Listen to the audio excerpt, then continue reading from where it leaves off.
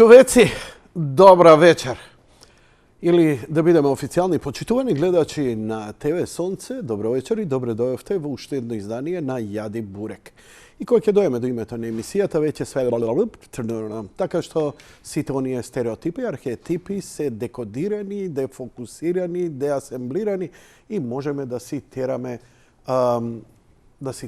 онака, Јади Бурековски. Но, Јади Бурек, името кое асоцира на мајтап и е мајтап, за да можам да се мајтапам, иначе не се издржува секоја вечер, ќе го замениме со сериозни теми. Секако дека тераме и сериозни теми и тоа уште некако повеќе па дава тежина. Па види ги овие мајтапчииве, што интересна збора, значи.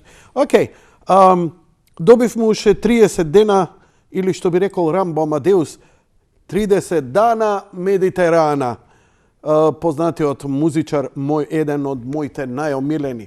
Уште 30 дена имаме воредна состојба, што значи полициски час,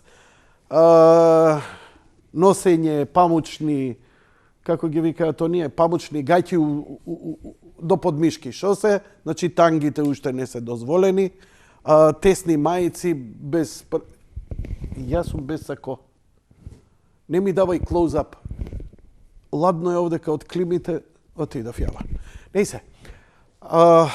Простете ми, мене ми е ескапизам малце мајтапењето, за да го привлечам вашето внимание, да се почувствувате, види го будала, шо збори, па јас сум доктор за него. Не сте вие доктори за мене. Ја вистински доктор имам вечерва. Имено, 2 пати во емисијата беше гостин доктор Горан Трајковски од болница во Баварија, во Германија. Неговите 2 интервјуа предизвика навистина огромен интерес кај јавноста. И првото и второто, тоа беше почеток на кризата, почеток на воредните состојби, многуми не беа информирани што се случува и како, и така натаму, и така натаму. Некако спласна интересот на јавноста, месец, 2, доста беше, еве го денеска топло, дувна некој афричко ветре, сакаме да му ја бегаме. Арно, ама, дали е работата туку така? Облечи кратки ракави и заборави се што било. Мојот локален маркет веќе, да ви кажам дека мултинационален, веќе е поделен. Например, од една националност строго носат ракавици и маски, од друга националност уопште се зборат на француски и не е сапат, ни закон, ни бутур. Влегуваме во една период на расуло и мене многу ме интересира дали се во право, дали кризата поминува, дали овој врел сахарски ветер ќе ни помогне малце да го дотепа овој коронавирус или се залажуваме. Но ќе биде добро да разбереме што се случувало во Германија, како се третирало и какви се моментално состојбите таму. Во овој момент не чека на линија, сега му звонам, доктор Горан Трајковски од болница во Германија, во Баварија, каде што он работи. Го имаме доктор Горан. Добро вечер, докторе. Дали се слушаме? Слушам убаво, Јанко, добро вечер. Само да истичам звук, се извинувам да не ме караш и мене као сите гледачи. Добро. Сега мора да е добро. Одлично. Еве и јас се местам во живо. Како сте, докторе? Фала многу, Јанко. Добро, петочки. Чест ми е што можам да видам пак дел од твојата емисија. Намасте. Изедов за стол да поканам уште еден гостин мој, се надевам нема да ти пречи. Да. Како плюс еден ја стадив поканата. Значи, очигледно твојата сопруга ја нашла швалерката у шифонерка и тебе. Ова беше добро, Браво, Јанко. Вакви шали не можеш да ги смислиш претходно, за ова треба да го имаш осетот. Као и цел живот мој ми е импровизација. Некојаш ќе упали, некојаш не. Браво. Кажете ми како сте вие дома, шега на страна, се извинувам ако бев малце неумесен. Кажете ми како е бебето? Бебето е супер.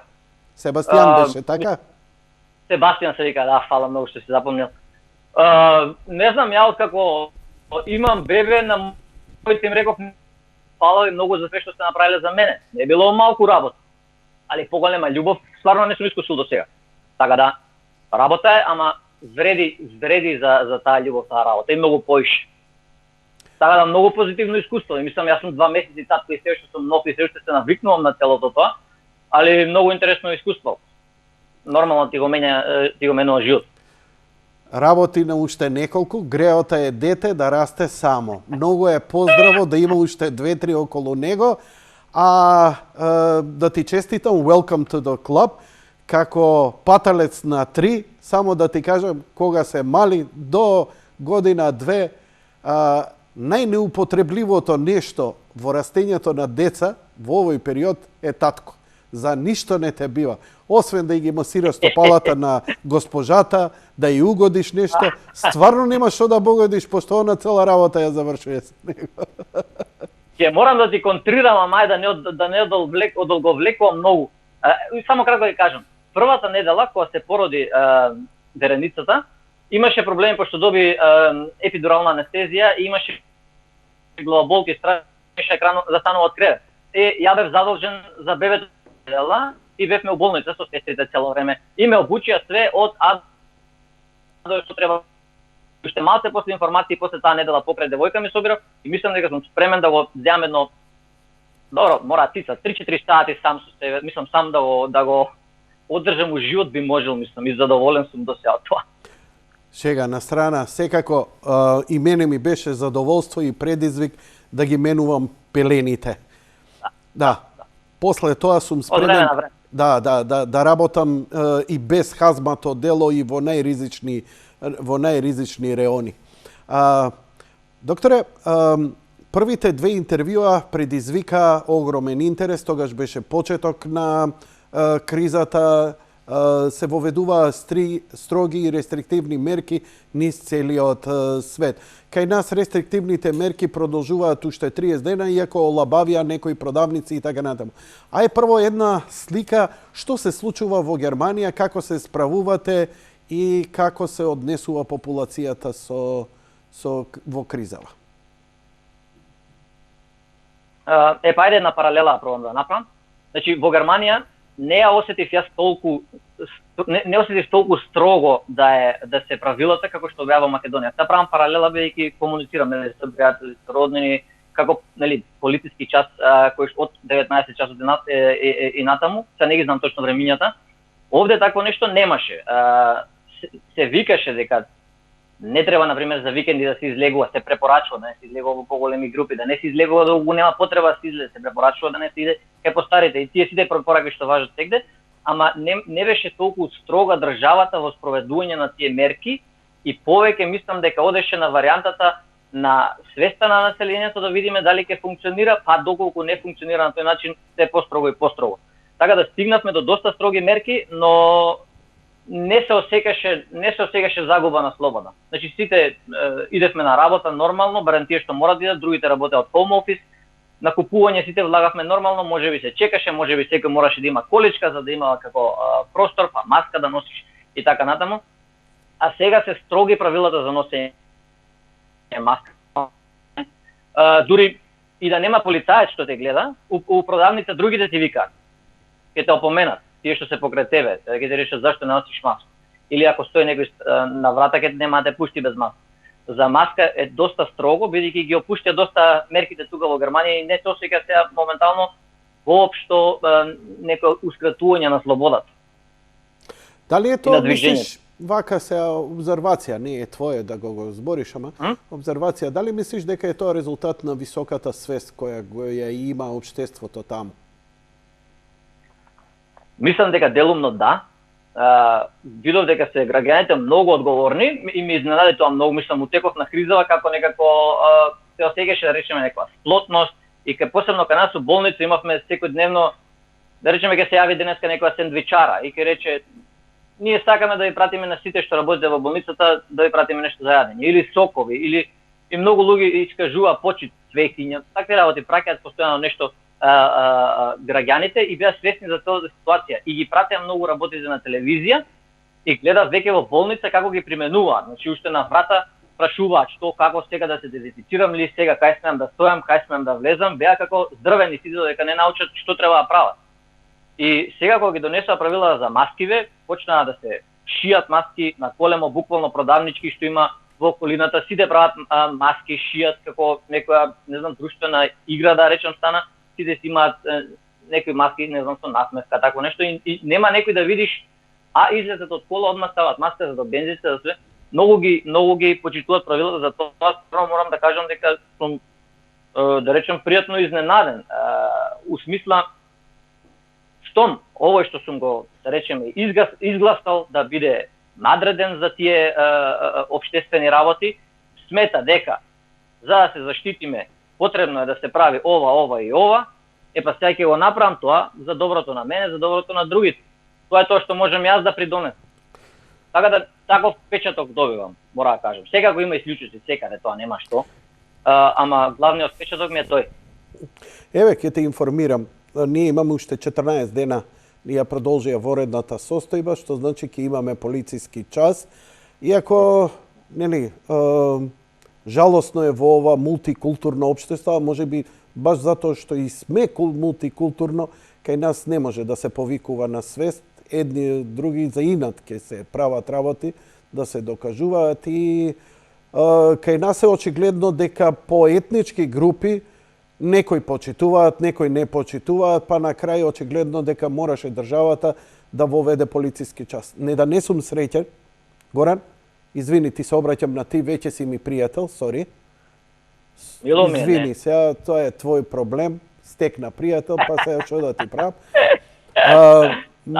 Разочаран сум, бидејќи цел живот нешто слобода и таква некоја форма на слободен говор, слободно движење било моје мото и ова е просто поразително што не знам, ќе излеча многу лоши заклучоци за оваа земја, за овој народ и луѓето кои живеат тука. Не се, но ти ми требаш за една да се надоврземе на разговорот од претходно каде што еве, новите сознанија, прво ќе идеме со сознанијата, покажа едно големо познавање, кое иако не ти е специјалистичка струка, во познавање каков е вирусот, што е вирусот, па ме интересира тука нешто, па би иделе после втората најбитна работа која произлезе од сева ова, тестирањето. Значи, одиме прво, што знаеш, Горан, за во врска со вирусот? Што сте брифирани? Што се говори? Природен, неприроден, остануваш ли на оние работи што ги кажа тога? Еве, слободно на широко, повели. Вака, сега природен, неприроден. Нормално такви работи како прво болница не дискутираме. Чиста шпекулација е тоа, секако. Да, мислам, еве, не викам, јас реално не знам, ја не сум виролог како прво. Јас ги добивам информациите од во главно моментално од германски виролози кои што се врвни виролози. И кои што буквално работат само на ова поле, и јас ги читам колку што можам повеќе тие информации и ги пренесувам. Грешка е да се мисли дека секој лекар знае и е стручен да збори за ова поле. Јас искрено не се гледам како стручен да зборам на ова поле, но сметам дека имам доволно општо познавање од медицината, плюс сега познавање за вирусот кој што го научив во текот на месециве, за да можам да пренесам дел од работите кои што сум ги научил. А не кажам дека имам одговор на се. И затоа за некои работи ќе речам не знам или не сум информиран, бидејќи сепак и последниот месец и пол кога се чувме, бев углавно на работа, мора да се каже дека кога бев дома гледав да спијам и од време на време се информирав или по пат на у болница, тој што е надреден од мене. Инаку нешто посебно ново, буквално она да речеш што се случи сега у теков на целата ситуација, не буквално сите гледаме дека пандемијата почна да се движи надоле.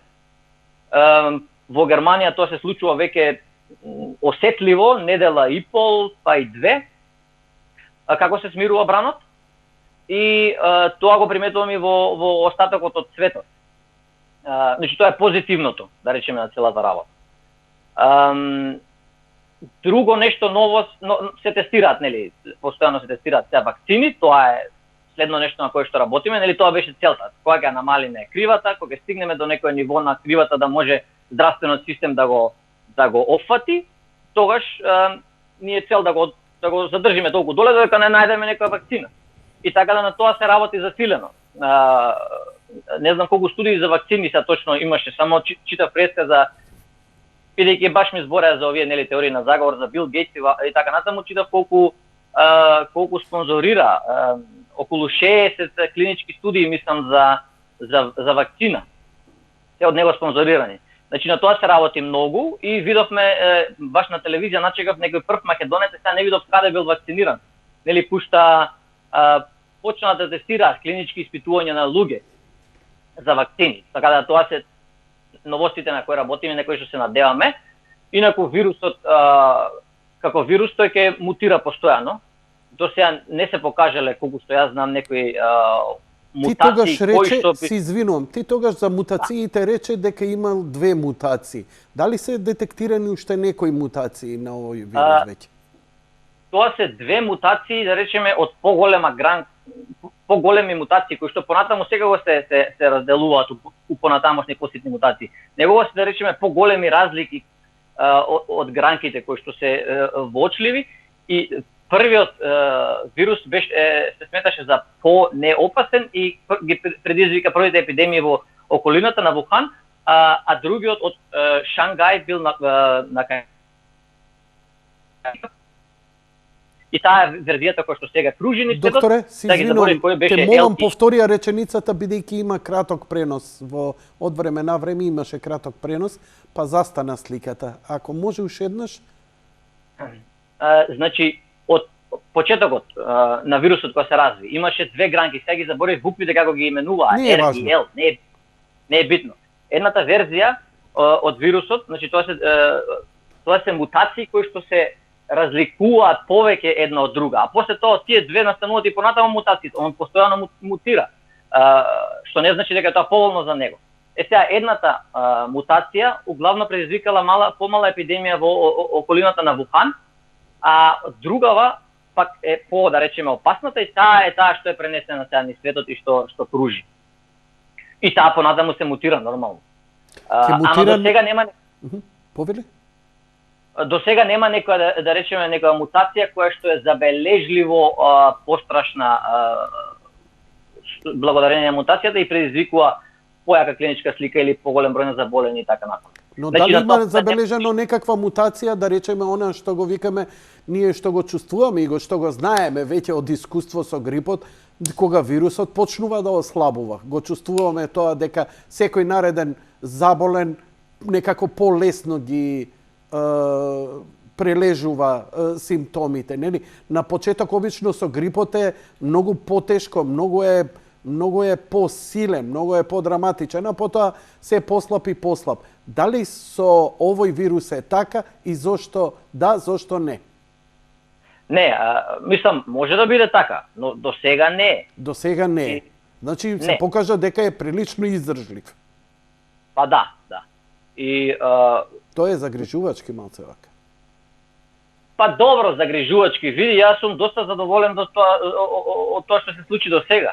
Мислам, ја искрено очекував многу поише и по-страшна ситуација, што е отвара пак за теории на заговор, нели, просто бидејќи добивам пораки, нели, од тие страни да ги изанализирам.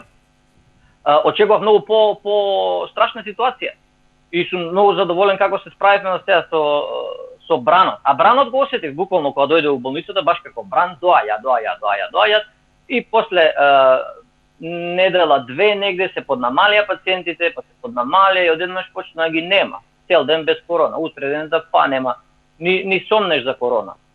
И одеднаш чекавме недела дена и почнавме да ги отвараме више одделите болниците.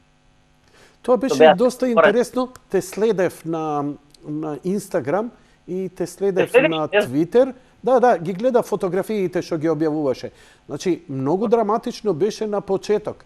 Како сето она бевте подготвени, со боксови, тријажата како ќе иде, походници, се наместено, оптимизирано за максимален број на пациенти. Арно, ама, како одвива времето, а ти се така, као селебрити, сакаш се сникаш, гледаме, не видовме пациент. Све празни кревети, се чисто, нема раздвиженост. Како поминавте вие така? Зошто? Затоа што беше причината да не видиме преполни болници во Германија од заболени од ковид? Јанко, ова се што ќе го кажам следно, дури малце незгодно ми е, ама последниве, откако се чувме 4-5 недели, ми биле на работа најопуштен период до сега. Значи, нема болни, а не само од ковид, од ништо. Од ништо нема болни, ги нема луѓево. 7 цела ноќ на смена не доаѓа пациент, дури доставно се викаш па да дојдат неколку, барем да пројде вечерта побрзо. Нема.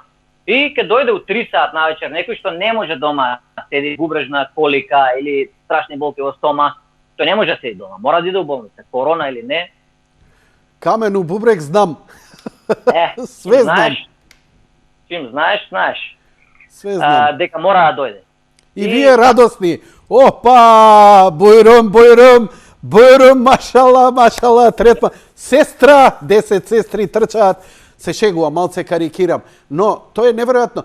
Зошто е тоа така? Нема случај, теорија на заговор, или напротив, заради загриженост, може би стравот потиснува болка, потиснува симптоми, или одговорноста на граѓаните. Еве ќе ти кажам друг податок. Многу интересен, го споделив со ова. Може тебе ќе ти биде интересен, па сподели го со твоите колеги, чисто. Значи, бидејќи јас религиозен и во црковен, со свештениците кои работат на гробишта Бутел, разговарав. И ми кажуваат дека секоја година, во периодот од декември до март месец, не можат да кренат глава од работа поради закопи многу. Значи, најголемиот дел на смртност во годините, тоа е нивно искуство децениско зборам, они не прават некоја статистика, си кажува. Интересно, нормално кога го дознав тоа и нели, најчесто се постари лица, проблеми и најчесто е последица од грипот. Тешко им паѓа, срцеви болни, те реков ми рече. Оваа година викам како е смртноста. Вика, не памтам откако сум свештеник 4 децени, да имало помалку погреби одошто оваа година од декември до март, поточно од февруари до крај на април месец и почеток на мај заради кризава. И сега човек, навистина, сега што да каже? Дали живееме во некоја илузија на страв, или напротив, тој страв кој ни го наметна, сме поодговорни, па повеќе се пазиме, и не знам каков заклучок да донесам. Еве и ти истото го кажуваш од медицински аспект. Вака, кога збориме за другите останатите пациенти, значи зашто немаше пациенти, тогаш јас зборам за сите останати пациенти, односно за хронични болести, за луѓе што обично доаѓаат, да не речам сега наводници, ама кога ќе им текне. Значи ја имам буквално пациенти што навечер у 2 сат доаѓаат и вика па ме боли од пред 2 недели тука по стомагов, ама да се проверам сега почна појако да ме боли. И дојдов у 2 сат. Значи тоа е време кој имаме ние она на повик сме да речеме. И тие сите пациенти што значи не е морално да идеш на лекар, можеш да почекаш да речеме, може да ти пројде. Или сега во овој период видовме дека се што е, да речеме, не е апсолутно потребно, не доаѓаш у болница, да речеме го боли, не знам, стомах, па ќе почека, не иде одма на лекар. Или тие сите рутински испитувања се откажаат. Сега да не кажам симптоми, ама сакам да кажам луѓе многу поконзервативни. И гледаат дома да се следат, се викаат каков лекар таму корона ќе фатам, може да умрам, тука дома ќе ми пројде најверојатно. Буквално така. Тоа е за тие луѓе што не доаѓаат, зашто имаше малце луѓе по болниците. Ова беше буквално така, пошто имаше страф углавно од луѓето од болница. Болница е еднакво на корона, у пандемија. Мора да има некој зараза. Доаѓа само инфективни заболувања, значи луѓе кои што имавме сомнеш за корона имаше доволно. Не се потврди кај сите короната, пошто ние бевме малце претерувавме у предпазливост. Тоа е добро. Тоа е добро. Да. И СЗО и сите здравствени системи рекоа, оние што успеале, баш денеска ги читав извештаите. Еве, например, за Виетнам, кој најдобро се справил. Вика, успехот кај Виетнам е затоа што на почеток претера. И тоа претера во ригорозни мерки. Иако биле непотребни сега на подолг рок, ама па тоа придонело да имаат најмала стапка на смртност и заразени. Така да ви честитам. Да. Не, пак и за ова ќе ти кажам, и меѓу медицинскиот персонал огромна свест за заштитните мерки. Сите се пазеа еден со друг. Мене сестрите ме кара позади, ако ми е малку откопчано ова, ако ќе влезеш на одделот, тоа мантилот, ќе ме искара или ќе ме врзат позади, многу пазя на мерките и браво, и дело тоа нормално дека е причината за успехот. Ама не беше така дека немаше луѓе со корона. Имаше и можем и за нив после нешто да ти кажам неколку збора. Кажувај слободно. Тоа е зашто имаше помалце во болниците луѓе. А инаку за бројот на починати, јас статистиката што ја следам е дека сме влезени сите земји во светот, имаше неколку исклучоци, Норвешка мислам дека беше. Добро. Го има тоа Übersterblichkeit, не знам како да го преведам пак на македонски, тогаш ќе го кажав, мислам дека си го запишав неките. Ја. Знаеш, она excessive death, ќе го објаснам. Дај ми широк кадар да отворам. Не, ти продолжи да говориш, Горан. Режија, дај ми широк кадар. Тргни го компјутерот. Добро, благодарам. Продолжите, молам, Горан. Како си строг, Јанко, кога тој мојот обац. Он вака ми вика. Не, морам да ги разбудам од спиење, пошто нема некоја убава девојка у кадар, ги фаќа дремка. Досаден сум. Не, се шегувам, морам. Ова се локални јадачки, да ти кажам, ако не се, иначе ќе ни збоктиса. Океј, ја гледам еве кривата што се однесува во овој момент и за Македонија, а сега ќе отворам и на Џон Хопкинс. И на Џон Хопкинс, те молам, повели, продолжи. Така, што сакам да кажем за Übersterblichkeit. Што е тоа? Тоа е бројка која што покажува колку повеќе мртви има годинава во одреден период во споредба со минатата година во тој период. Или во споредба со 5 години претходно и така натаму. Тоа е некаква медицинска статистика, предпоставувам. Па да. Тоа е медицинска статистика. Сега, значи, ја зимаш статистиката од минатите 10 години. Умирале во просек од јануар до март, умирале, да речеме, 5000 луѓе. У последните 10 години. И сега наеднаш имаш, наместо 5000 луѓе, умреле, да речеме, 7000 луѓе. За тие 2000 плюс се таа Übersterblichkeit. Ме разбраш што сакам да кажам? Така, те разбрав. Тоа е таа бројка е постигната во повеќето земји, тоа го кажува статистиката сега официјално. Освен во, како што реков, неколку. Значи, по тебе дека оваа крива сега се израмнува, бидејќи логаритамски така изгледа, инаку аритметички делува страшно. Еве, во овој момент ја имам јас на екран и таа делува само нагорна линија која покажува на потврдени случаи кои кумулативно, нели, веќе се на 4,5 милиона во светот. Но логаритамски, значи предпоставувам ова, од 27 јануари како е, еве мај веќе нема нагло зголемување како од јануари до средина на февруари, па да речеме и до март, веќе е блага кривата. Ти уште на сам почеток говореше за ова, така? Што тоа беше тоа што да постигнеме. И работата е за превентивните мерки. Ако не ги превземеш, после тоа е касно и ќе видиш олвинет, зашто не си ги превземал. А ако ги превземеш како што треба и у таа мера колку што е потребно и успеат превентивните мерки, после нормално го имаш моветот, не требаше тоа, не требаше ова, не требаше тоа да се прави. Човекова природа. Па тоа е проблемот со превентивните мерки. А инаку, благодарение на тоа се постигна тоа што сакавме да се постигне, односно тој број на репликација R да дојде на 1, па дури под 1. Сега зборам за Германија во главно. Значи тоа е тој број еден човек колку останати други заразува. Колку? Беше во текот на... Да? Ти рече 1:3 дека доаѓа некако, ако добро помнам.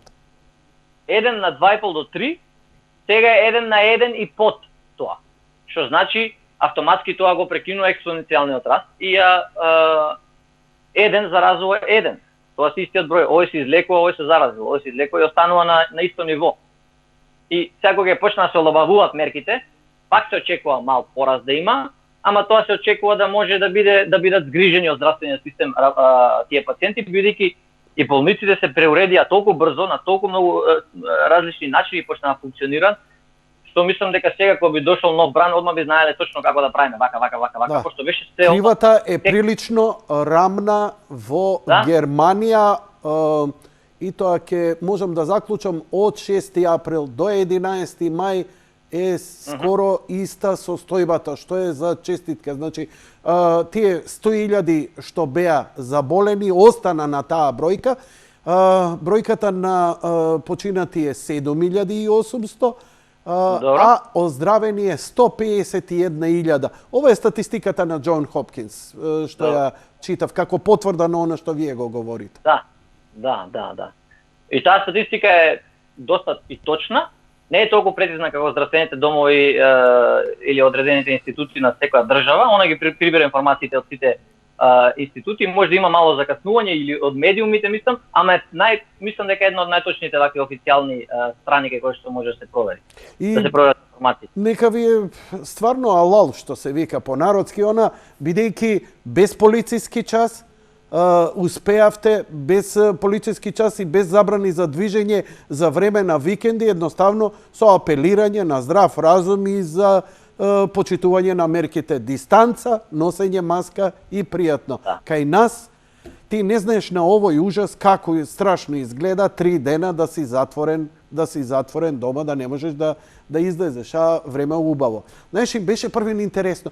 Шо фино си седиме дома, ке си замесиме ово, она, ваму и таму. Денеска пукна Горан, 32 степена е во Скопје.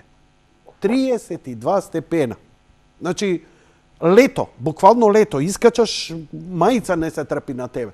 И сега седи дома, седите во станчињата, си купувавме у Скопје станчиња у центар, строкарно, ама нема шеткање. А зошто? Затоа што не можеме да бидеме дисциплинирани како што е германското општество дисциплинира. Но и Германија стана многу мултиетничка земја. Дали имаше проблеми со другите етникуми, например, азиланти од други земји, од разни други религии, кои обично знаат да бидат, како да ги кажам, оние мейнстрим, тоа и кај нас се почувствува, да не ги слушаат советите, да искачаат, да се дружат, да си прават како сакаат и така натаму и така натаму. Имаше ли во Германија такви работи? Сигурно имало, не може да нема, ама не во таа мера за да е приметливо и да станува збор за тоа и да сум слушнал негде на радио или на телевизија. Точно дека мултиетнички, и тоа го приметувам се повеќе и повеќе во болницата наша, откако почнав да работам. На почетокот беа, не знам, над 90% германци. И меѓу лекарите бев и единствен македонец и тоа ми беше малци некако неудобно, али у тек на годиниве, не знам, буквално се промени целосно текстурата на населението. Германци сега има повеќе од колку странци, од буквално секдека од светот. И баш е и поинтересна атмосферата и луѓето се однесуваат исто толку професионално и многу е чудно колку интегрираат кога ќе дојдат во Германија. После неколку години знаат дека правила се правила. Ако направиш нешто што не треба да го направиш, или ќе добиеш многу голема казна, која што не знам дали ќе можеш да платиш, или ако не можеш да платиш, ќе идеш у затвор. Нема. Мене ми стигна пред некој време да идам казна, или да платам казната конечно, или да идам у затвор во Австрија. Сум превидел една казна кога дојдов на Македонија, 10 км на сат побрзо сум возил и не сум ја видел 2 пати. Фрастиле и ми стигна у затвор дали зо. Буквално до таму и не е битно да ја не знам. Јас си одам у затвор еден ден. И сега па кога размислам, знам што ме чека со сигурност. И се и тоа, бидејќи се ригорозни за спроведување на правила, посебно кога станува збор за даноци, држава, нема зезање со тоа. Нема јавување, слушај, ја го знам оној шефот на оној, каже му да не ме закача. Или како имавме во некој близок град до Скопје, за време на полициски час, еден се шета, продавницата отворена, да е затворена, стојат двајца полицајци и овој им добацува и ми вика, абе, вика, оставате отворена продавницата. А вика, ама и ти се шеташ. Па вика, се шетам, ми се може. Вика, ке ме легитимираш? Вика, па не знам, кој си? Страв и кај полицајците, дека е некоја политичка... Да, кај нас се вртат телефони, ги малтретираат. И затоа... Не. Слушај, вака како правиме муабет, ние треба да имаме 24 часа полициски... Не треба да престане полицискиот час. И треба, ко Индија со стапови, ќотек. Ти не знаеш колку сме арогантни. Ovo mi je krivo. Не, бе, па ние возиме, па немам ја лична карта, па ти знаеш ли кој сум ја? Тоа е редовно. А тој кутар полицаец добил наредба, мора да е овако. И ние целата ароганција врз него ја истураме. И он знае дека шефот некој ќе му се дере и они се ставени наместо да си го спроведуваат тоа, мора да. Исто и со здравствениот систем, лекарите. Тоа е, се знае како третираш ти, ако е човек на човека, на оној. Јер пиштоли говоре, пријателju, ако он мора да чека ред како што сегде се чека ред и така натаму. Не се. Кажи ми за третманот на короната. Малце ми се каче притисокот. Знаеш, кога збориш за едно општество кое функционира... Не знам решение. Не знам, мислам, јас сум размислил на тема што збориш, ама не знам кое решение не знам да понудам решение. Мислам, не сум ни политичар, а многу ми е криво што е така. Мислам, самите за себе си правиме лош. Ова е корумпиран. Еве, кажи ми една проста работа и се отидовме малце. Дали кај тебе може да дојде пациент и да ти каже Херенгорен, да си с кафе, да си с виски, да си с шоколатен за тебе, такво нешто, јагненце да ти донесе, канта сиренце да ти донесе нешто, бомбонјера свиткана со 500 чеунезе, нешто такви работи? Може така? Може, ама има ризикувам да изгубам. Дали се прави тоа? Јас знам дека се може сегде. Дали се прави тоа? Не, вака ќе ти кажам. Задоволните пациенти, кога си одат од болница, ги прашуваат сестрите, имате ли каса за кафе? И сестрите кажуваат, имаме, нормално, секој оддел има, и ако си задоволен, можеш да оставиш 10 евра, 20, ако сакаш. И ние од тие пари купуваме, мислам, сестрите купуваат, ние го пиеме, кафе, такви работи, нешто за... Оставаат бакшиш за целиот оддел. Нема подрука претходно тебе за да му ја завршиш операцијата или интервенцијата? Предходно па воопшто. Мислам, нема зошто. Ако сакаш некој да ти ја заврши интервенцијата, а да е некој на погорна позиција, некој шеф, ти мора да си осигуран приватно. Јасно ми. Приватно осигурање. Нема, да не идеме натаму. И така тоа. Кажи ми сега за тестирањето. Ја претпоставам дека го знаеш, разговарав доста на таа тема со доцент доктор Андреј Петров од клиничка болница Ачибадем Систина, професор на медицински факултет, кој кажуваше за тестовите. Молекуларен тест, брзиот молекуларен тест, класичниот тест и двата теста. Подај ми ја книга на Житисе од таму. Имам запишано тестови кои ги покажуваат антигените или антителата на како се врши, што се прави во врска со тестирањето и дали тоа е масовно и продолжува во Германија. Вака еден златен стандард за COVID-19 е се уште ПЦР. И тоа не се променило воопшто. Значи ПЦР, верижна полимеразна реакција за докажување на ДНК на вирус. Тој така наречен молекуларен тест, што се прави за половина час? Или ова е тестот кој содржи брз тест на антитела, IgM и IgG? Не. Не е тој тест. Значи класичниот тест збориме. Што се изработи? Ова е класичниот тест што до сега што се правеше. Колку време му е за добивање резултат? Ние добиваме во рок од 24 часа. Значи тоа е класичниот тест, така. Има три теста, едниот е... Сега ќе ти кажам. Да, повели. мислам на обично народски, за да се свати зашто се потребни тие тестови. ПЦР се уште е прво место златен стандард за значи тој 24 часа што трае за докажување на инфекција со коронавирус или COVID-19 се прави нели од назофарингс, значи или преку носот се лекува, најточно е кога ќе се направи еден преку носот, еден преку устата од фарингс, од задниот дел на грлото.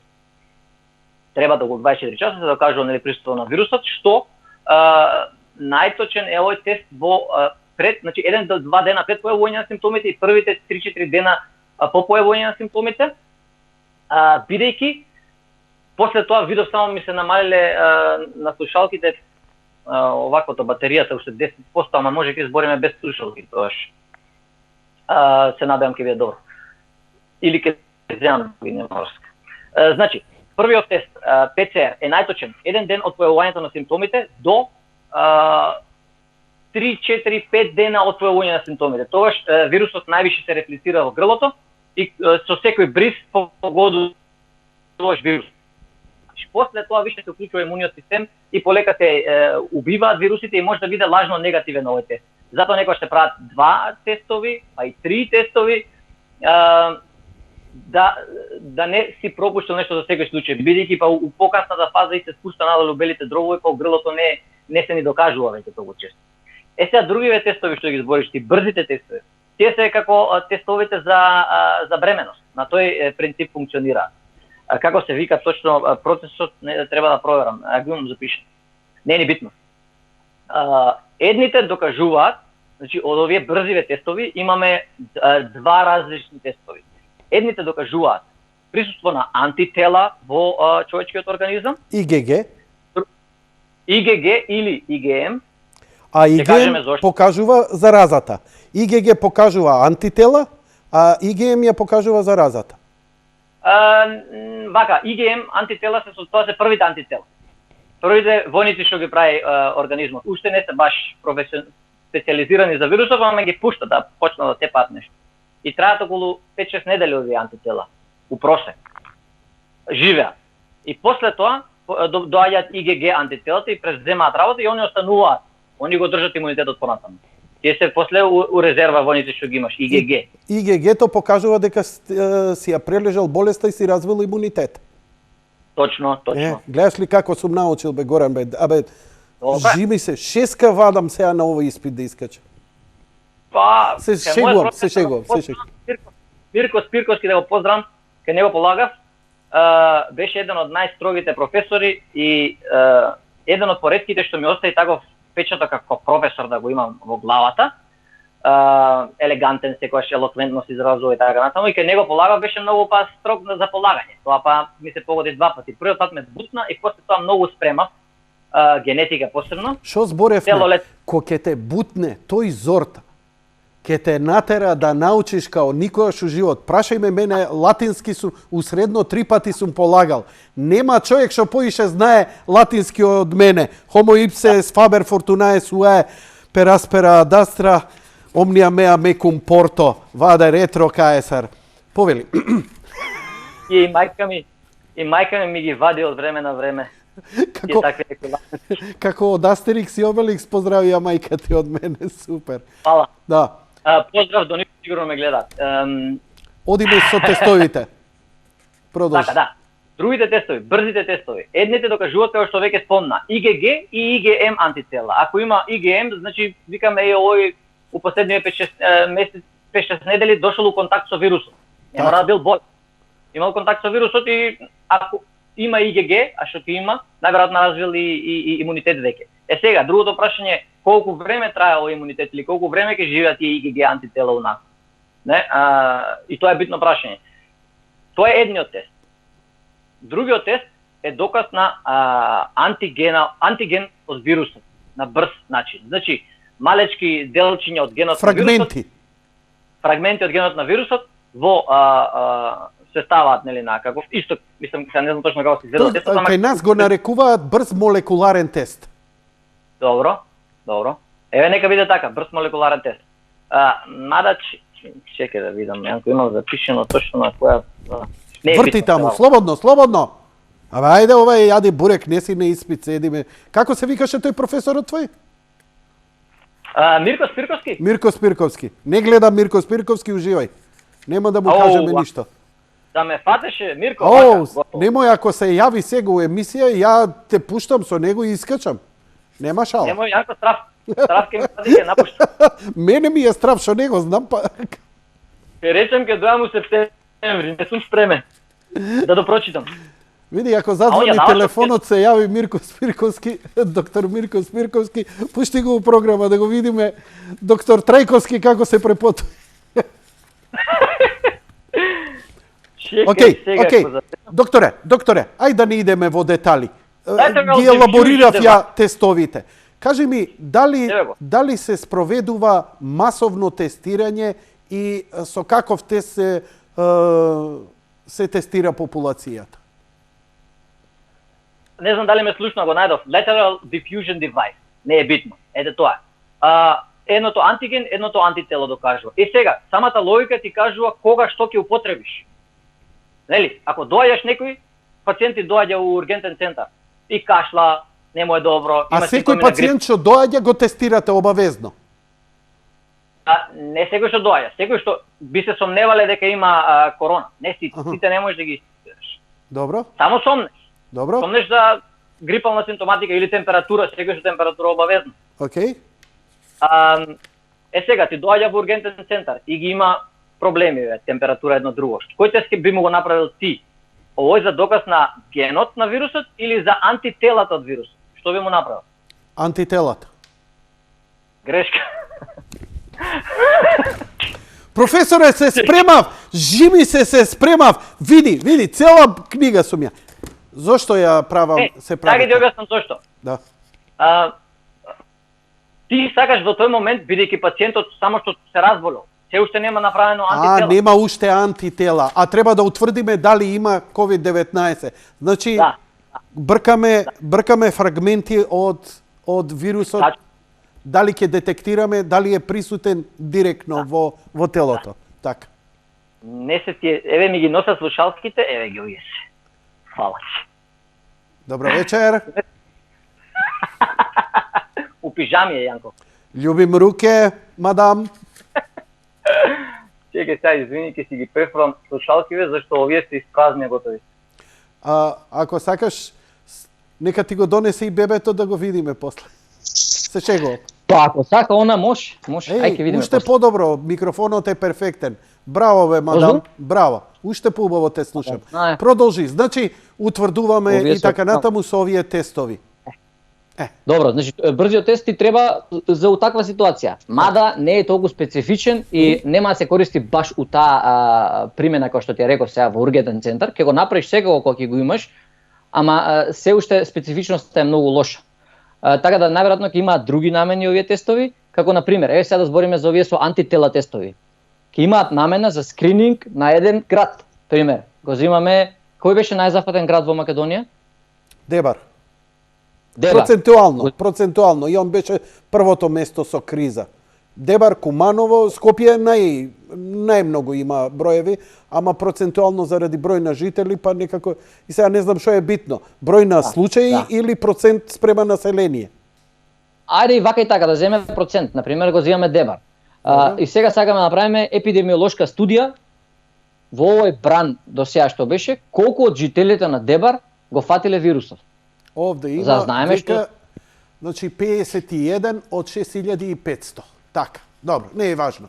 Ете, ја да се направам памет. Не, тоа е бројка, тоа е добро. 51 имале активна клиничка слика. Така. Ама ние сакаме да знаеме колку биле во контакт со вирусот и колку сега имаат имунитет. Не интересира колку имале толку лоша клиничка слика за да мора да идат у болница и да си прават у носот приз. Сакаме да видиме колку се заразиле. За да имаме слика до каде овој тест со антитела се користи за скрининг на голема популација, на пример, или популација која што би требало да тргне на работа, на пример во градинки. Ќе направиш на сите тие што го прележале, имаат ИГГ антитела, ќе ги класифицираш како сигурни, дека го прележале коронавирус. И можеш да ги ставиш во контакт со деца, на пример. Или го земаш цел дебат. Дали таков човек може, откако ќе развие имунитет, да го пренесе вирусот? Не. Само да ти кажам, инфективноста е во првите, најјаката инфективност е од ден пред појавување на симптомите до 3-4 дена после појавување на симптомите. После тоа опаѓа многу драстично. Готово. Дознавме една голема работа. Еве, кинезите најавуваат дека во Вухан ќе спроведат огромно масовно тестирање на севкупното население. Збориме 10 милиони луѓе они ќе тестираат да имаат, значи они сакаат да постигнат 100% слика, не 90% и така натаму. Што со тоа се постигнува? Тоа е тоа што ти кажам, Јанко. Замисли сега го земаме дебар цел. Правиме скрининг на сите буквално. И гледаме, 50 души биле заразени, од тие 50 имунитет имаат, не знам, 500 души. Значи имаме сега слика за дебар, као прво, колку луѓе, еден заразен, колку други уште заразува, после друга информација, колку луѓе биле без симптоми, а више имаат имунитет. Трета информација, ако дојде уште еден бран пандемиски во дебар, колку луѓе очекуваме да се заразат уште? Тоа е што им е многу потребно на вирусолозите, значи масовното тестирање. Какво е во Германија? Бидејќи не знам какво е во Македонија. Се уште не е воведено официјално масовно тестирање. Добро. И се очекува да се воведе. И се збори исто и сите тие работи за апликации, што мислам дека во Кина више ги има, мобилни апликации, ама нема ништо официјално се уште. Дали луѓе доаѓаат пациенти кај вас специјално само да се тестира? Дали се развива таа свест? Вака, први за ова само сакам да кажам. Слободно. Има веќе направено на одредени градови таков скрининг буквално на сите. И во тие градови не покажало дека голем процент од населението има имунитет. Во едната студија беше околу 4%, мислам, што е многу малку. А инаку пациентите кај нас во болница, као прво не е официјално место кај што треба доаѓаат за скрининг. Тие се прават на други пунктови.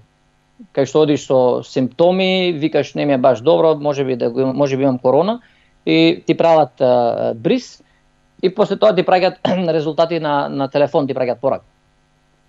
А кај нас во болница е болница. Не се иде за скрининг. А доаѓа со настинки, со такви симптоми што беа несигурни. Имаше многу несигурни луѓе уплашени од короната, што доаѓа при мали симптоми, бидејќи мислеа да не нешто пропуштам, па да ми се деси фатален исход, нели? Бидејќи имаше доста смртни случаи. И доаѓа често такви, и тие ги праќавме дом. Значи млади, здрави луѓе кои што имаат малку симптоми, имавме критериуми, некои што не поддржува одлуката дали го пуштиме дома, ги пуштавме повторно дом. Им правевме во главно скрининг за да им кажеме дали да останат во карантин понатаму. Значи дома кога ги враќаме им викаме сега ти си во карантин и твоите мора да седат исто дом.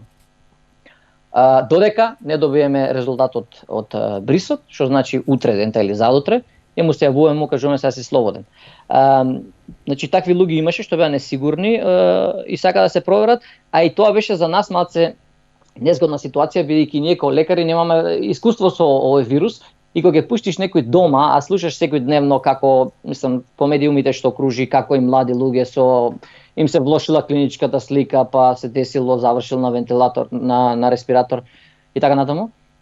Малце неубаво чувство. Беше и за нас како лекари кога ги пуштавме дома. Посигурно беше кога ќе го земев, кога ќе имав исполнет еден или два критериуми да го примам во болница, ќе го ставев на оддел, знам дека го мерат постојано и колку му е сетигунгот, кислородот во крвта и така натаму. Али моравме да праќаме најголем дел од луѓето ги праќавме дома на домашно лекување, зашто нема потреба нема потреба некој што има да го примиш. Дали успешно се справуваат тие што одеа дома? Дали успешно се справувавте со тие што остануваа кај вас? Да, немаше воопшто никакви проблеми. Имавме многу правила кои што у минатиот период моравме да ги научиме. Постојано, значи и после работа имавме како група на WhatsApp, кај што бевме сите лекари, тие што ни се надредени, се договоривме на WhatsApp да биде наместо на мејл. И таму стига постојано секој ден некои нови препораки, што да се пази, што да се стави во лабораторија, која да биде лабораторијата што мора да се направи кај корона, кои параметри му се мерат, кои се параметри за да го примиш, кои се новите, да речеме, правила во терапија со респираторни машини, од кога да се стави на респираторна машина, кои типови на машинска поддршка при дишење смеат да се употребуваат, кои не. Секојдневно такви работи, што кога дојдеш дома, па си викаш, леја сега, па треба да прочитам ова за утре. Имавме такви информации доста. И бевме доста, мислам, кај нас имаше починати од корона неколку, ама тие беа исто така доста стари. Немавме некој, да речеме, трагичен случај, некој млад да човек. те прашам најстрашното што никого не прашува. Дали смртта кај тие луѓе е многу потешка, агонијата е многу поголема.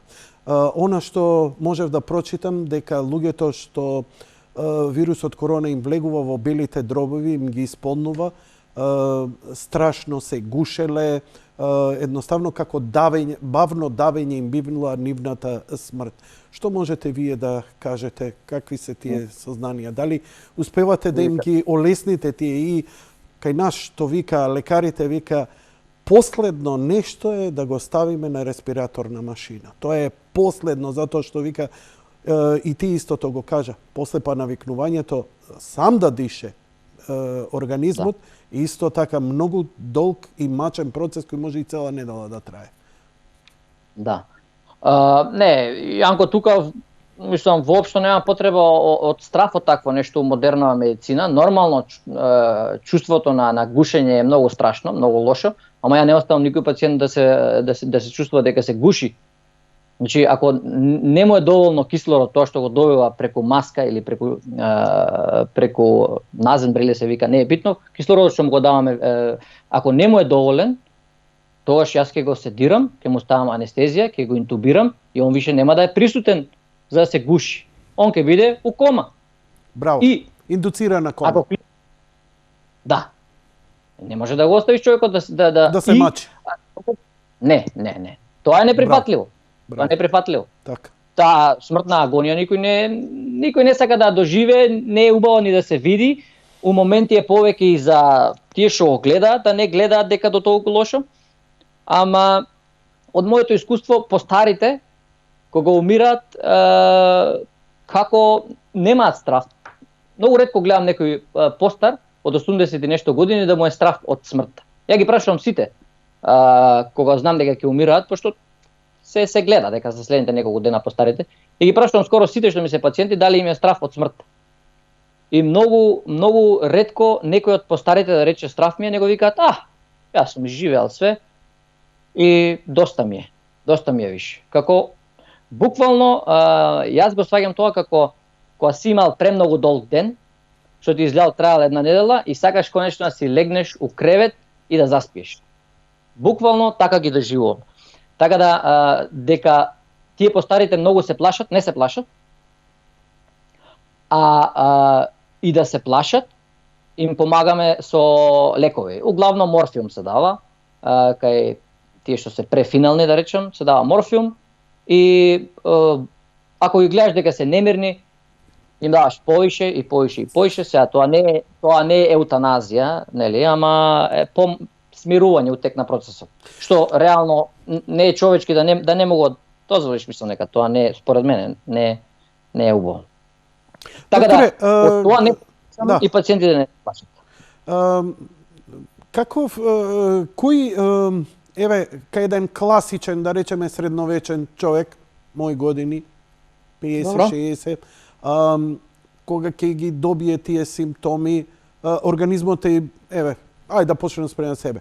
Јак ми организмот, ама е во таа ризична фаза, почнуваат симптомите. Како се третира? Има читав за неколку третмани и тоа е многу конфузно. Прво беше, се спомна Сумамет, па антималарични лекови. Сега читам за некое дете кое е заболело, ќе му даваат антикоагулантни лекови и така натаму. Дека во суштина главниот проблем било бидејќи не доаѓа доволно кислород во крвта заради затнатите, не знам, алвеоли, па се помага крвта подобро. Не знам, мислам, чисто новинарски, овака многу површно. Ме интересира како се третира и што се насоките кои ги знаете. Не е баш, мислам, точно тоа со антикоагулацијата, ама ќе го спомнеме. Вака, третманот е за секој вирусно заболување, за повеќето, се извинувам, е симптоматски. И сега ќе објасниме што значи тоа, симптоматски. Сигурно знаеш, ама доаѓаш, или не ти, доаѓа човек на твоја возраст у болница. Опасното кај луѓето на твоја возраст е што имаат резерви уште. Постарите, над 70-75 години, многу брзо ги губат резервите и декомпензираат. Уште кога ќе почне, знаеш, самата грипална симптоматика, они се истоштуваат и ги носат до болница и ги имаме тука под контрола. Гледаме што се случува со нив. Луѓето на твоја возраст викаат грипе ќе помине, грипе ќе помине, грипе ќе помине, се влошува постепено, он компензира. Значи, белите дробови се нападнати и полека се воспалени, ама ти имаш добра мускулатура се уште, имаш кондиција, дишеш повеќе, дишеш забрзано и некако го добиваш кислородот, ама не ти е баш најарно. И чекаш и кога ќе видиш, више не иде, идеш у болница и има често у твоја возраст се тие најчести што така доаѓаат у болници. Кога више вакви се и добиваат и морфиум за да се смират и така натаму. Too late. Дали е тоа предоцна? Молам? Дали е тоа предоцна? Предоцна е да се оди у болница, ама не е предоцна за да се спаси човекот. Повеќето што ни беа на машина, на респиратор беа у таа возраст. Значи имавме од кај најмладата беше 45 години, мислам дека така нешто, најстариот што го имавме, имавме и 85 годишни, 87 мора имаше на респиратор. И тој беше прв што се одвикна од респираторот. Многу добри резерви имаше човеков. Како иде одвикнувањето на кратко? Зависи колку време бил на респиратор. Готово? Јасно. Продолжи си го разговорот. Да. Инаку атрофира мускулатурата и трае многу време. Све ми е јасно. И на респиратор беа луѓето у таа возраст во главно. Млади премногу немавме, а кај старите исто така мора да се каже дека бевме и малку по-конзервативни во смисла кој све го зимавме на интензивен оддел. Сега, ако дојде да речеме 90 годишна дементна баба, што седи во дом и што не може да прави ништо самата, колку и да звучи сега, не знам, нехумано или како да го наречам, ќе се на незината која ќе земеш, ќе пишеш да не се зима на интензивна. Нормално ќе разговараш и со роднините и они мора и со нив да се дискутира тоа, да не ја носиш на интензивна. Бидејќи нема логика. Едноставно нема логика, мислам, широка тема е, ама така беше. И тоа не беа правилата до негде. Ама немавме многу млади, значи многу ретко беа младите и повеќето пациенти беа во таа возраст. Третманот беше, ако дојде у таква клиничка слика, тој мораш да го интубираш, нема друго. Можем и у подетали ако сакаш да влезам, не знам дали ќе биде интересно за неинвазивна вентилација, што у друг случај би ја примениле, овдека не ја применивме, затоа беше многу поагресивен третманот, односно одевме директно на интубација, а претходно има 2 скалела кај обичен пациент што би можел да ги преземеш пред да идеш на интубација. Ние одевме директно на третата скала, пошто беше најбезбедна за останатиот персонал, да не се прават аеросоли. Така да доста по-инвазивно ги третиравме пациентиве, значи многу побрзо ги интубиравме. И третманот, све е експериментален третман. Значи, лек за корона немаше и уште нема, експериментални третмани се прават се уште. И најчесто што кажа и хидрохлороквин и азитромицин.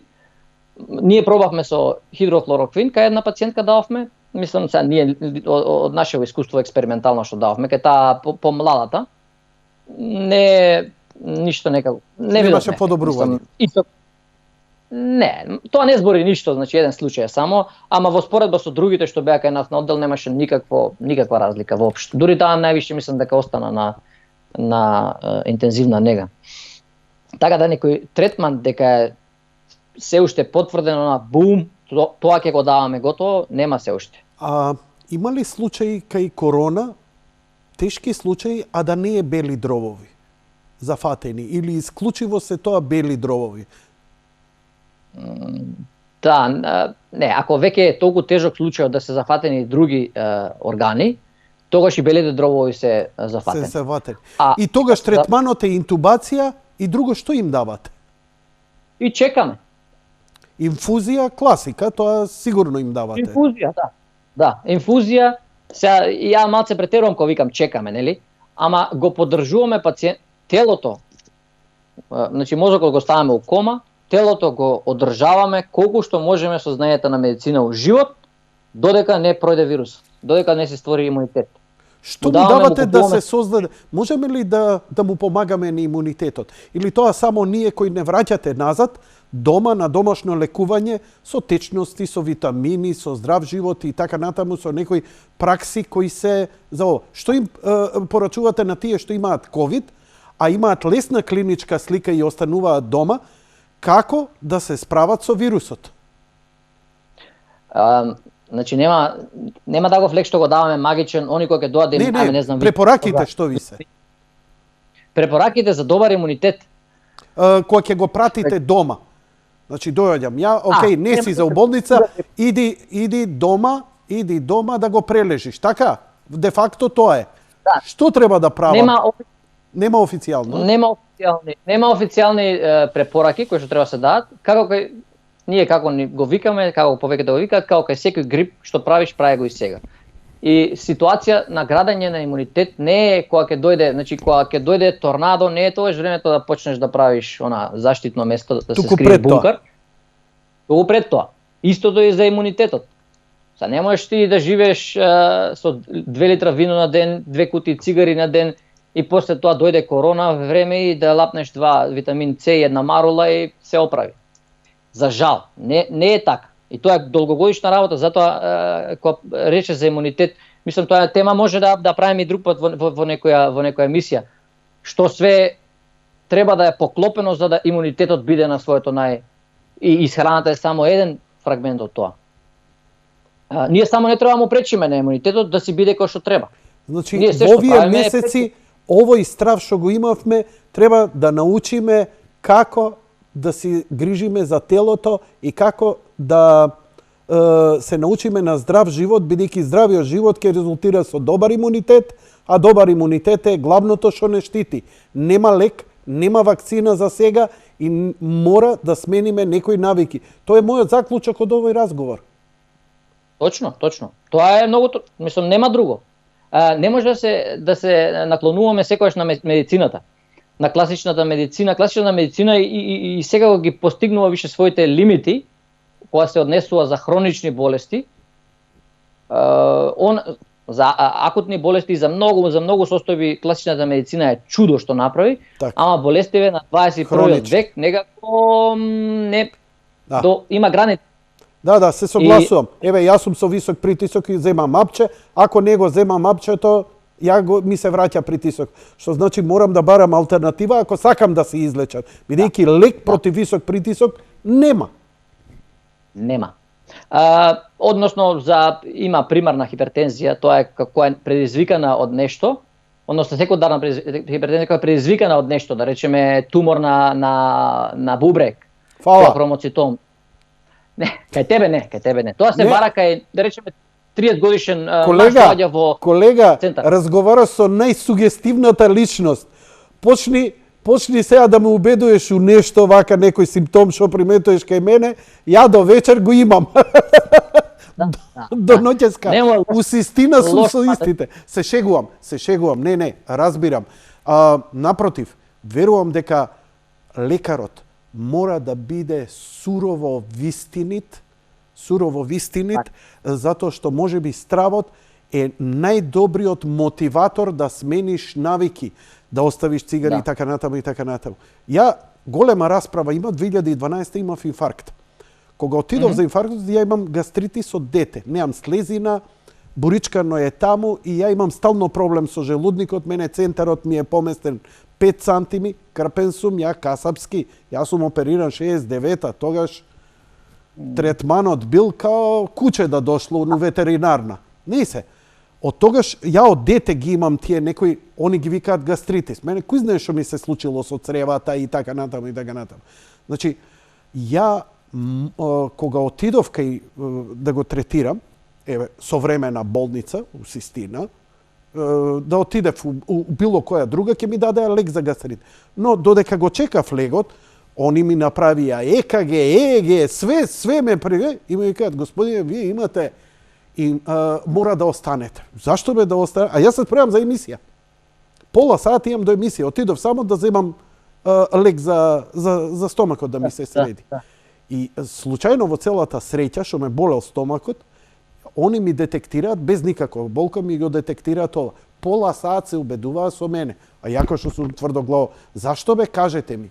Не, ама морате. Тројца, четворица лекари, па се јавуваа приватно луѓе за да ме убедат. И конечно ме убедија и конечно се најдов нова за да ми кажат дека имам инфаркт и мора стенд да ми кажат. Го поминав на нога, се беше во ред. Сега етички расправање.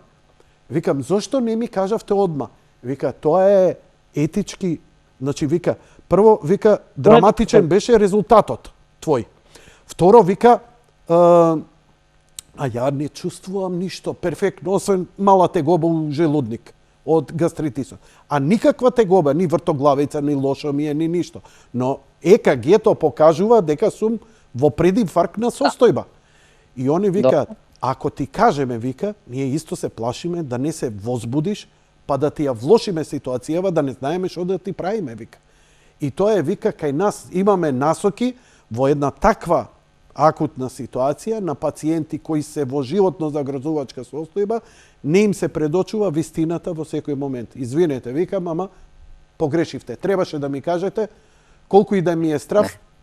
Значи, пола сат отпор, ја си оттргнав да си идам.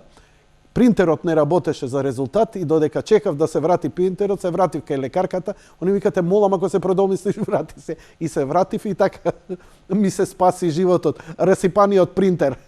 Шега на страна. Сака, значи...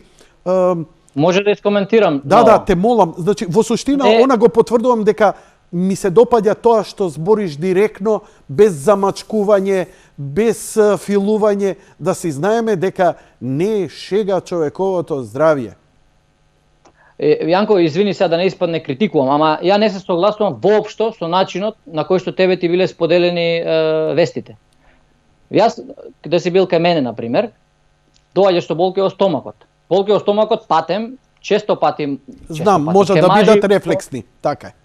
Не, сакам да кажам, често пати може да биде знак на инфаркт. И тоа инфериорен инфаркт. Знам. Кој што, бидејќи долниот дел од срцето лежи на диафрагмата, диафрагмата е дел од стомакот, стомак те боли. Буквално се распаднува миокардот, воспалителна реакција може да настанува, боли и се пренесува болката на стомакот. И ЕКГ знаците, што му го покажува тоа, прво нешто што мора да ти кажам, е дека ти, според клиничката слика, јас претпоставувам дека имаш срцев удар инфаркт. Доколку не те пратиме, мислам, ехо треба да се направи, крвни ензими да се земат, све се направи, све беше успешно, перфектно. Да. За 2 сати ме средија. Супер, тоа е тоа, ама мора да си информиран. Кој сум јас? Јас сум автомеханичар за твоето тело, да речеме, грубо гледано. А што ако испаничи човек? Ќе ти дам морфиум? Бе, не можеш да го смириш, кај ќе го бркаш? Го ведо ко мене, не нормално. Они може да процениле дека сум можеби таков. Немам право да му земам информација на пациентот мој ако е свесен, ако е при свест и ако одговара самиот за себе. Јас тоа етички не го гледам така. Не, они инсистираат дека имам, дека морам да останам и дека имам проблем. Дека имам проблем и дека мора да останам и дека е животно загрозувачко, тоа све ми го кажа. Не ми го кажа, зборот инфаркт имаш у моментот. Добро. Океј. Значи, третманите во врска со коронава мора да бидат пред се по тебе превентивни. Дали на ниво на општество во Германија се води таква кампања што ние треба и како да се избориме во целава ситуација? Бидејќи знаеш како, луѓето се игнорантни и викаат, немам проблем, ќе си отидам ја кај Горан и ќе ме среди. Ама ти викаш, хало дечки, кога ќе дојдеш веќе кај мене, тоа е проблем, ти треба претходно да водиш здрав живот. Не можеш, што се вика, секој ден по 2 литри алкохол, 2 пакала цигари и после ми доаѓаш, спаси ме. Да. Тоа е тоа што фали и во Германија. медицинското образование е на многу ниско ниво од тоа што го приметува по пациентите, и они самите уште немаат сватено дека тој инфаркт не доаѓа од небо. Мислам, генетската компонента секако игра улога, ама тука како контра аргумент доаѓа па епигенетиката, што е од 2016 година тема на разговор. Епигенетиката кажува дека начинот на живот, буквално, начинот на исхрана, начинот на какви навики имаш, ја менува експресијата на твоите гени. Значи ти имаш 100 гени, кои гени ќе ги изразиш, како ќе се расцветаш себе, одлучуваш ти. И тоа ќе го пренесеш. И тоа ќе го пренесеш, да. И тоа е епигенетиката. Дури 3 генерации наназад се одлучуваат какви се нашите јајцеклетки. Јајцеклетките на жената се ствараат во незината мајка више додека е трудна со неа. Разбираш? Бебето женско додека е трудно, мислам додека е во стомакот, јајцеклетките што се развиваат се формирани, само треба да расцветат за да може да се оплодат. Значи твоите внуци фактички ги создаваш автоматски со твоето дете, со други зборови, како жена. Така да тоа се многу фактори кои играат улога. Ама луѓето се уште не сваќаат дека ние сме тие кои што го контролираме тоа. И се уште се потпираат премногу на здравствениот систем. Како ние тоа го контролираме? Со здравиот начин на живот? Со умите? Да. Повеќе работи. Значи, исхраната е огромен дел од тоа, нема што тука се збори. Исхраната е огромен дел од тоа, ама игра улога нормално начинот на живот. Сега е колку саат 9:20. Ја и ти седиме пред рефлектори, нели? Мозокот нема ни текиња на мелатонин. Свети сонцето, каде? И после ќе си отидеш дома во 1 сат, ќе си легнеш, ќе пробаш да спиеш, не иде, дури заспиеш 3-4 и кога ќе изгрее сонцето, сонот не е ни тој виш. Ти спиеш преку ден. И тоа е више докажано одамна дека колку навечер не за ноќните работници, посебно за пилоти и така натаму, дека имаат поголема смртност. Тоа е друг момент. Кога си легнал ти со сонцето, а си станал со излезот на сонцето. Кога се десило на кампување ако си бил некош. Еден фактор. А која улога го има тоа све? Циркадниот ритам, како се вика. Која улога го има на човечкото тело? Тоа е буквално сите хормони, тоа е оркестарот. А ти со твојата стресна работа, кај што имаш оние dead watch, каде што по 2 дена си, што се вика... Да, хорор. Кога се враќам некај дома после такви смени, дека ставам на Инстаграм исто сториње и ми коментираат, леле човече како изгледаш, иди одмори малце. А викам што интересно е што луѓе викаат, колеги твои со кои се знам, вика кога се враќам, вика после таква мртва смена, ја викаат, мртва смена. Да. Вика, све ми изгледа како, вика, од трето лице да го гледам, вика, као низ камера да гледам све, и све е нешто како копија на копија на копија, нереално ми, вика, ми делува. Да. Како се деперсонализираш. Браво. Буквално. Така. И како ги гледаш работите до негде и многу опуштачки, знаеш, тоа е, има sleep deprivation, се вика, нели, на англиски, како да не му даваш да спие, како терапија за депресија, што делува многу добро, за жал кратко, нели, после кога легнеш да спиеш, го снемува ефектот. Ама го има како третман на депресија, значи буквално го оставаш кортексот, значи предната кора на мозокот, без сон до толку многу што е уморен и више не може да ти ги прави тие моабети што ти ги прави постојано во главата што ти се вртат. И полека, знаеш, ги гаси полека работи и ти знаеш дека не смееш да заспиеш која кола, ама тој дел не работи. И си уживаш као пијан. Буквално. Колку години имаш, докторе? Ќе пунам, у недела ќе пунам 31. 31. Браво. Да. Браво. Многу имаш енергија, очигледно ти уште долго ќе издржиш вака, вртежите можеш, абортиран си, сега тоа е, нели, мотор кога работи на високи вртежи, бара и сервисирање многу почесто. Како се ресетираш ти? Како правите? Или можеби твојата подобра половина е посмирена од тебе, ти си доста динамичен?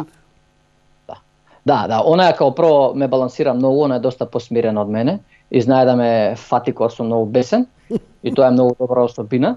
Ама како се опуштам? Јас сега ја терам да најде некој место да идеме, сега ми е желбата да идам негде на планина.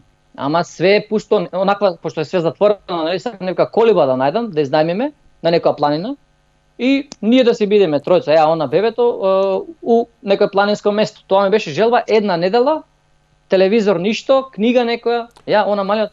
Она работи во Дизелдорф исто и она работи. Во Нюрнберг, во Нюрнберг. Нирберг. И она е лекар, ама сега нормално на трудничко.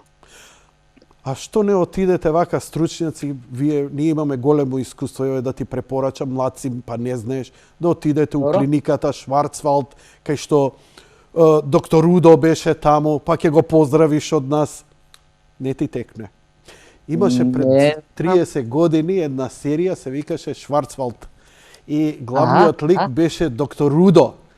И сите го обожававме, а местото беше прекрасно во Шварцвалд, посмирена врвна клиника. Паѓавме у несвест. Германска со името верзија. Извини. Да, повели. Извини, со името Удо една кратка само анекдота да ти кажам интересна. Ја не знаев дека е тоа такво име, старо германско име е тоа, као кај нас, не знам, Стојан, кажи некој старо Јанко. Да. Јанко. И возиме со девојка ми на кај Дојран и на пат у село Удово ни истрчува едно кученце мало пред на автопат. Ќе озгазевме за малце. И девојка ми е по кучиња, одма застанува, земај го. Искачаме го, земавме и му најдовме дом, го крстивме Удо, пошто од Удово село, и му најдовме дом у Германија, кај исто такво кученце како што беше оно, само поголемо, и го крстија Удо и му остана името од нас, од Удово, Удо, и тоа ми е многу мерак приказно. Извини, избегав скроз од темата, дај види нешто. Слушај, не, готово завршивме. Ја мислам дека немаме што повеќе, па час и половина. Мислам, има ли уште нешто што не те прашав, нешто да споделиме во врска со во ова што се случува? Кога очекуваш ли втор бран? Сите го зборат дека на есен тој втор бран, а сите се надеваат дека овие летни жештини, зголеменото УВ зрачење и овие нагли високи температури ќе ја подобрат воопшто сликата. Како е твојата проценка и тука да завршиме? Летниот ефект секако ќе дојде и веќе доаѓа, мислам веќе го осеќаме и со тоа ќе се намали многу, веќе е под 1 преносот на заразата, но не би бил премногу оптимист или па тоа е веќе неодговорен да речем дека пројде бранов и готово завршена епидемијава, пандемијава. Статистиките него кажуваат, тоа сите математички пресметки што ги прават тие што се задолжени за тоа, јас не ги правам, него покажуваат тоа и кажуваат дека ќе се стекне имунитет тек тогаш кога или ќе стигнеме нели оној herd immunity кај 70% од населението или кога ќе најдеме вакцина. Така да очекувам од есен дека пак ќе дојде зголемување на бројот на заболени, тоа е моја предпоставка, дека сега ќе се намали доволно, но тоа не значи дека не треба да бидеме предпазливи. Многу е битно да не се опуштиме скроз до тој степен да ги занемариме сите мерки што сме ги превземале до сега и што ни донеле успех. Значи таа навика што за жал мора да развиеме. Зборев се едно дете сега 4-то оделение у Германија, како е телесна повреда е ако го пипнеш твоето другарче од школото за нешто. Се рачуна за телесна повреда, ќе одговараш за тоа. Се ствара некоја дистанца меѓу луѓето која што во моментов за жал е неопходна. Што да речам? Не е одговорно да речем дека не е неопходна. Не сме да се опуштиме до толку многу да заборавиме на се тоа, бидејќи бранот ќе дојде многу побрзо на тој начин. Македонецот живее само за една работа. Цела година ќе се мрцвари за ситна плата, за да може да трча 7 дена по лежалки на грчка плажа. Препорачливо е сега да идеме по странски земји на солена вода или оваа година малце да се прибереме дома. Многу различно земите со туризам велат.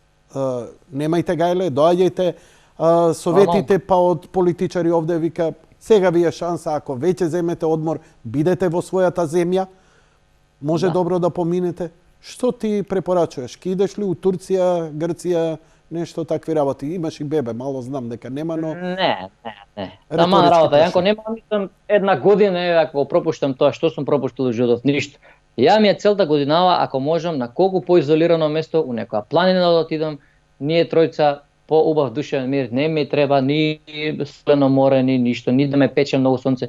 Мене ми е тоа мирот. А за такви одмори имам ја многу желба, ама сега една година плюс минус не ме менја многу работа. Мене ми е одмор кога не сум на работа и кога правам нешто со блиските, ми е повеќе од доволен одмор. А кај сум точно не ме менја многу, можда и дека од кога почнав да работам можеме да си дозволам, знаеш, по 1-2 одмори у година, не мора да штедам толку студентски денови и ми пројде и меракот за тоа до толку. Така да јас лично бидел на планина. Тоа ми е мене желбата. Многу ти благодарам. Не е лошо идеја. Многу ти благодарам. Трето интервју, навистина исцрпувачко, детален си, бара голема концентрација човек да те следи. Јас се извинувам, сепак е ова јаде бурек што на моменти истрчувам од темата, истрчуваш и ти благодарам поради тоа. Сепак да не бидеме монотони на гледачите и да им пружиме на некој начин и позитивна енергија. Сепак ти како стручно лице на некој начин и даваш надеж на луѓето дека се ќе биде окей. Да.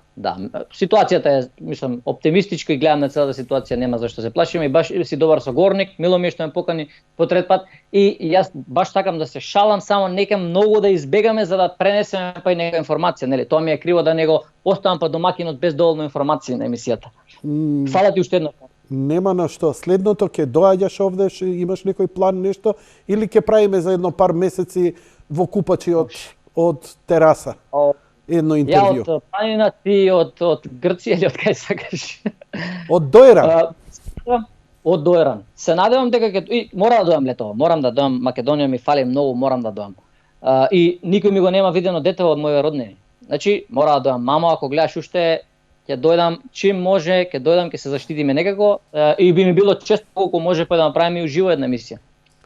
Секако. Добре дојден си во секое време. Фала ти. Почитувани гледачи, тоа беше доктор Горан Трајковски во живо од Германија, Баварија. Со него ова е трето интервју. Ако ви интересираат овие интервјуа, ги имате сите на YouTube канал. Секако, најопуштени бевме во ова трето, малку и бевме несериозни, затоа што и во претходните две имавме толку детални работи, а јас се трудев да не ги повторат. Може би ви интересираат некои работи, но морам да ви кажам дека доктор Трајковски навистина е одлично информиран и уште на самиот почеток беше еден од оние струченци кои најмногу корисни податоци им даде на гледачите во оние први две интервјуа. Ја топло ви ги препорачувам, ова некаде ќе биде за неколку часа, ќе биде за 2 часа ќе биде ставено на YouTube. И тука ја завршуваме емисијата. Ја ќе ви посакам пријатна вечер, драги мои пријатели и пријателки. Уживајте, едноставно уживајте. Секое лошо вртете го кон добро. Ете, немаме кафеани, немаме локали, немаме дружби со повеќе луѓе, немаме кино, немаме оние вообичаени работи, но она што ни станува да го искористиме максимално добро и да ги спроведуваме оние насоки. Не е шега, не е наивно, значи внимателно дистанцирање, маска во оние јавни простори и уживајте, нема ништо подобро. Кога ќе си опуштен и духот е опуштен и телото е поздраво. Благодарам за вашето внимание, лека ноќ и пријатно.